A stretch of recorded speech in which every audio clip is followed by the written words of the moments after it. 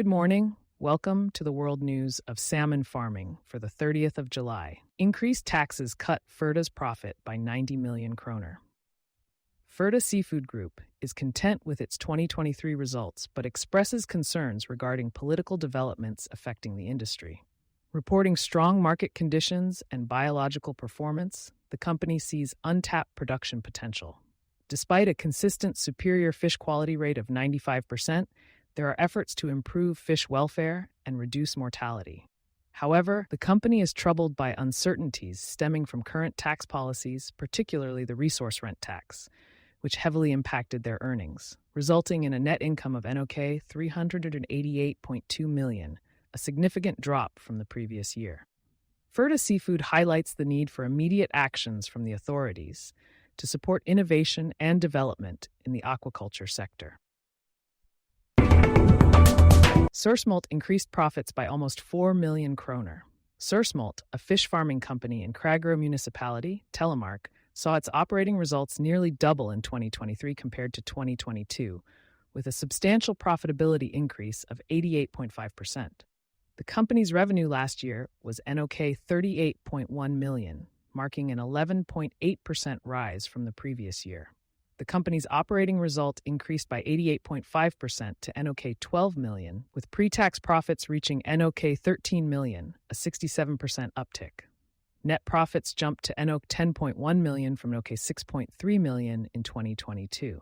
By year-end, the company's equity rose to NOK 67.1 million, up by NOK 10 million from the previous year, with debt nearing NOK 10 million. Sørsmolt had 6 full-time equivalent positions and is owned by SHS Holding and Kjølebren Holding.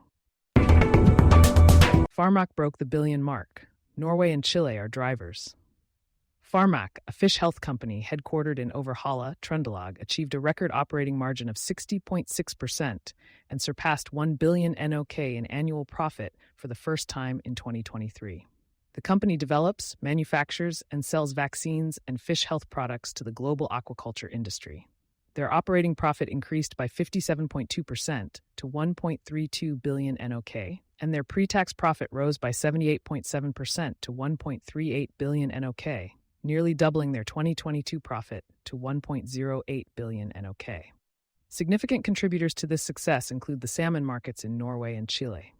In 2023, Pharmaq's revenue was 2.18 billion NOK, a 38.9% increase from the previous year, driven by higher demand for vaccines, notably in Chile, where they generated over 1 billion NOK. Despite challenges with raw material access and increased operational costs, the company ended the year with a debt of 473.8 million NOK and equity of 3.5 billion NOK, with around 253 full-time employees, 58% of whom were women. Jump in global salmon catch, while aquaculture fell for the second consecutive year. Driven by a strong wild catch season, the total supply of salmonids, including trout, increased by 7% year over year to 5.2 million tons in 2023, according to Kontali Analyse. This rise was primarily fueled by a 169% boost in pink Pacific salmon catch, reaching 690,000 tons. Farmed salmon supply remained stable with a minor 0.8% decline. The 15 largest aquaculture companies comprise 66% of the global farmed salmon slaughter volume, with Mowi leading at 15%, unchanged from 2022. Atlantic salmon slaughter volume decreased for the second consecutive year, down 2% to 2.79 million tons, impacted by a 2.5% decline in Norway's production, while Chile's production grew by 2% and Canada saw a significant 17% drop. The global large trout production decreased by 6%, primarily due to a 28% decline in Chile. Conversely, global coho production rose by 18%, driven by a surge in Chile. Atlantic salmon exports to the U.S. stagnated, while supply to the EU and UK dropped by nearly 5%.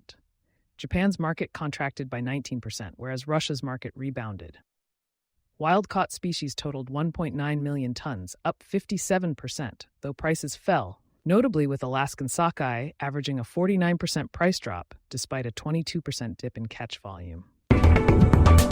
Billund bankruptcy. More people have expressed their interest. The Danish race pioneer Billund Aquaculture has filed for bankruptcy despite a successful year.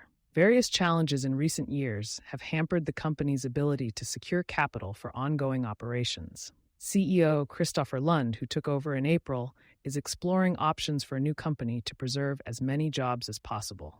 He emphasized that only the Danish entity is bankrupt, with offices in Chile and Australia remaining operational. Billund is working to resolve contract issues and ensure project completion where feasible, including RAS systems for Columbi Salmon's planned facility in Belgium, which now requires a new technology provider.